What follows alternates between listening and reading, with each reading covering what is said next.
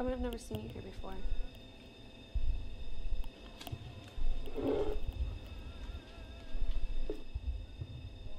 I was hoping you'd speak to me.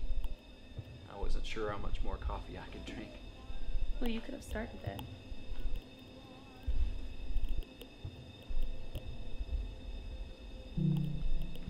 I live not a mile from here. I've never set foot in this place before tonight. I bought a piece of land, you see, about 3 acres. I was warned about building there. A neighbor, real nice fella, comes across the street. He stops me as I'm getting out of my truck, real quick before the broker gets out of her car. "Hey," he says, "you don't smoke, do you?" I tell him no, but mind you, this is a man with a lit cigarette in his mouth. He says, "You see that field over there?" Now he's indicating the parcel I'm fixing to make an offer on. Whole thing sits on top of natural gas reserves. You light a match, and poof, you've had it. Well, I don't know what to say to that, so I laugh. The broker gets out of a car, and without another word, that goofy old fella spins around on his heels and marches right back across the road to his place. I don't mention anything to the broker. Kind of want to see if she'll bring it up. She doesn't. It turns out nobody has any idea. So at this point, I figure I'm going to have a nut for a neighbor. I've already fallen in love with the property, so I buy it.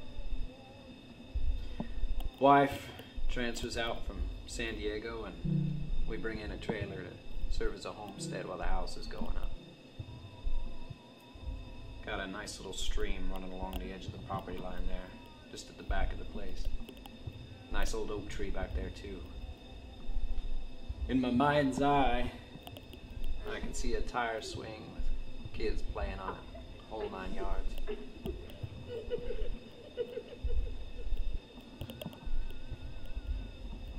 Fast forward a little bit. Deliveries come along, bringing furniture, appliances. The power company comes out and hooks us up to the grid. And it just about feels like home. Now, here's where things get a little weird. A couple days in, I install smoke detectors. Real high-end devices I had left over from another job. I'm an electrical contractor, you see. I don't remember if I mentioned that. Anyway, get them all installed, and after about an hour, they all go to beeping at once. Well, they've been sitting in my shop for 2-3 weeks, so I figure they're full of dust. Take them all down and get after them with a can of compressed air. Something comes up, and I end up leaving them there on the counter. Figure I'll get to them later. I gotta tell you, though, it's a beautiful thing. You're in your brand new house, surrounded by big, unopened boxes, just waiting to jump out of the packaging.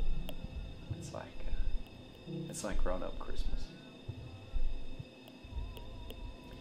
Now, this is yesterday, around noontime. The wife is at work, pulling one of her unholy shifts. And there I am, struggling through a cup of coffee, even though I'm not feeling so hot, my stomach upset. While I'm sorting through junk mail and putting off unwrapping our toys, even though my plan is to have everything in place by the time she gets home. Surprise her with breakfast in a new domicile. The fact of the matter is, we'd have just about as much of the trailer life as we could stand. And I see this envelope with my name scrawled across it in big letters. Strange enough, no return address. But the postmark has it coming from town, so it's local. I tear it open, and this godforsaken letter falls out. "Dear Sir," it reads, "I work at United Savior Hospital where your wife Denise is a nurse. My father laid the foundation for your house, which is where we met. I don't wish to detract from the reason I write. I probably shouldn't make this my business, but you seem to me a kind sort of man, so if for no better reason, let me stick with that. Enclosed, sir, you will find 33 photographs. In them, it will become apparent that your wife is having an affair. Now, I couldn't read another word before I had to look at them photos. It simply wasn't true. It had to be a prank or some kind of thing. I up in that envelope and these black and whites tumble out. Spread them out there on the counter, all 30 plus, but then I could no longer see a thing. Because it's not a joke. My stomach is churning, to say the least. Every one of them is a different shot of my wife and this man in her car, his. Well, the embrace leaves no question as to what's going on between them.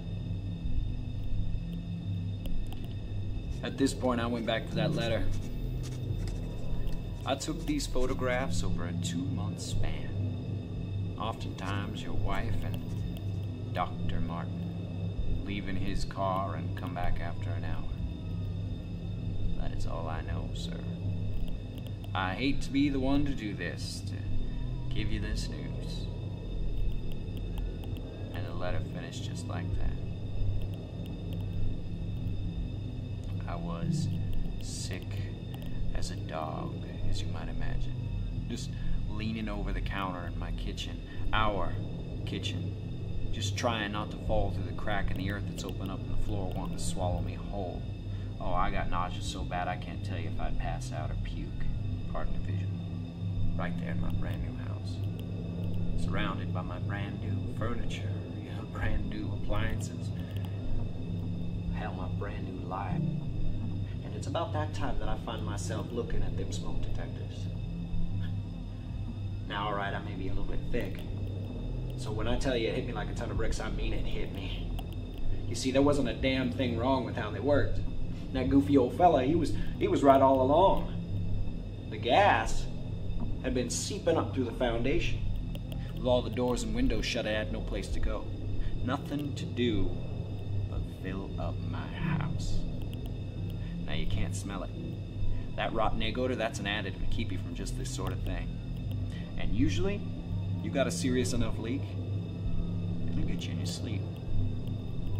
Now you imagine if I'd struck a match.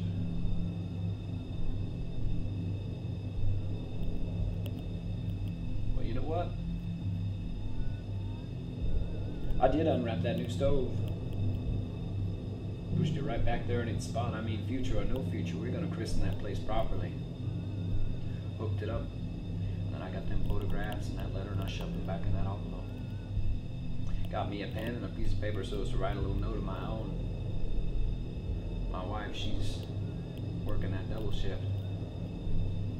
Gets off at about 5 this morning. Like to have us a little breakfast before she's down for the count. On that brand new stove, I taped me a note that reads, "Ran to the store for hash browns. Make sure the skillet is hot." And from there I left.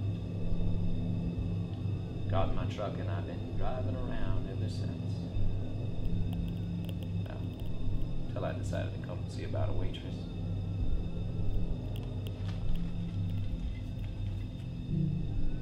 Well, say something. I think you should leave.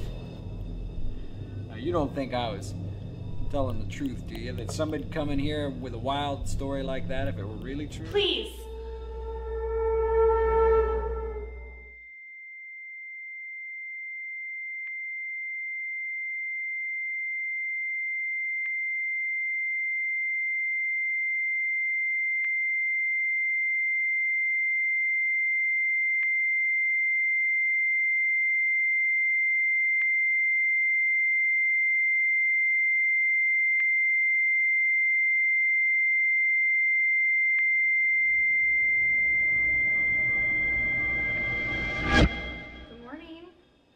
It's cold out there this morning. I need some coffee. Just gonna go to the restroom real quick and then you can get out of here.